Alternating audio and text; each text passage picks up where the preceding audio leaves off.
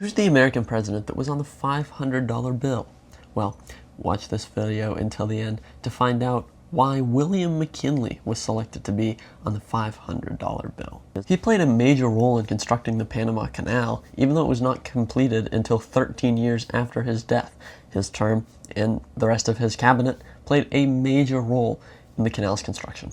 However, a major failure of McKinley's was the Philippine-American War, one of the most devastating conflicts in U.S. history. McKinley is unfortunately most known for being one of the 4 presidents that was assassinated, and I will get into that first because it's actually a really quite fascinating story. But before we go further, if you've been enjoying my U.S. presidential history content recently, please consider subscribing to the channel, as it would help me out greatly. And if you've already done so, thank you, welcome back. Thank you for your continued support. Now let's jump into it. 8 years prior to the assassination in 1901, the Panic of 1893 took place and devastated many Americans, including Leon Czolgosz, who worked as a steel mill laborer but lost his job during the recession. Even though the recession began long before McKinley was ever involved, when he took office for his second term in 1901, Czolgosz felt oppression against McKinley. McKinley attended the Pan American Expo in Buffalo, New York on September 6, 1901, and shook hands with a line hundreds of people long. In that line was Czolgosz, who took the train and his pistol to Buffalo to meet McKinley. When Czolgosz arrived at the expo, he concealed his weapon with a handkerchief, and due to extreme heat, no one questioned Czolgosz having a towel. When it was Czolgosz's turn to shake hands with the president, he lifted the pistol, still covered by a handkerchief, and fired 2 shots into McKinley's abdomen. After the assassinations of Garfield and Lincoln, the president received higher protection, but McKinley asked them to step aside to be more personal with his supporters. He then said, "Why would anyone attempt to take my life? What have I done to deserve it?"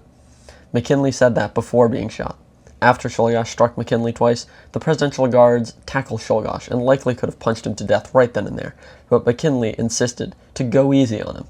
Wrap your head around that. McKinley told his guards to take it easy on his would-be assassin. 7 days after McKinley was shot, he seemed to be recovering, but that night, gangrene took hold of him, and he died the next day. Theodore Roosevelt, the vice president, rushed to Washington to take over as the youngest president in American history. 9 days after McKinley passed, Czolgosz's trial began, and he pled guilty. This is where things get really dark. Czolgosz was sentenced to the electric chair, where he died on October 29, 1901. When he was set to be buried in a prison cemetery, acid was added to his coffin, and he was totally gone. The Panama Canal was one of the most important engineering projects in history, as it drastically shortened the travel time between the Atlantic and Pacific Oceans, boosting global trade and strengthening the U.S. Navy. Before the canal, ships had to travel around the dangerous southern tip of South America, a journey that was long and risky.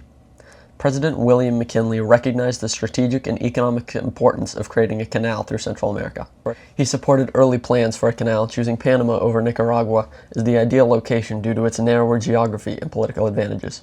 McKinley also helped increase U.S. influence in Latin America, which made it easier for future presidents to negotiate for control over the canal zone. His administration backed efforts to survey the land and begin discussions with Colombia, which owned Panama at the time. By showing strong interest in the canal, McKinley helped shift U.S. foreign policy toward more active involvement in global affairs. His decisions and support paved the way for President Theodore Roosevelt to take over the project after McKinley's death. The Philippine-American War was a brutal and tragic conflict that showed the dark side of American imperialism. After the U.S. defeated Spain in the Spanish-American War, President McKinley decided to attempt to annex the Philippines instead of granting them independence. This angered Filipino revolutionaries, who had been fighting for freedom from Spain and now had to fight against a new occupier. The war lasted from 1899 to 1902 and caused the death of over 200,000 Filipino civilians and more than 4,000 American soldiers. Filipino villages were burned, civilians were tortured, and entire populations were forced into camps, creating suffering and disease.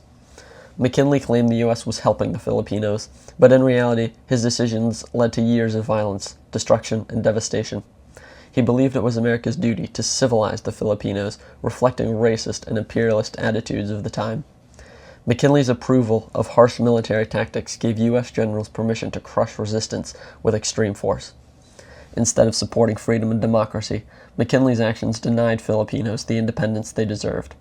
The Philippine-American War remains a painful example of how power and control were prioritized over human rights and justice.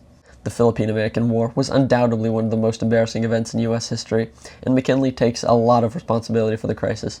However, his predecessor, Benjamin Harrison, is also responsible for a tragic event, the Wounded Knee Massacre.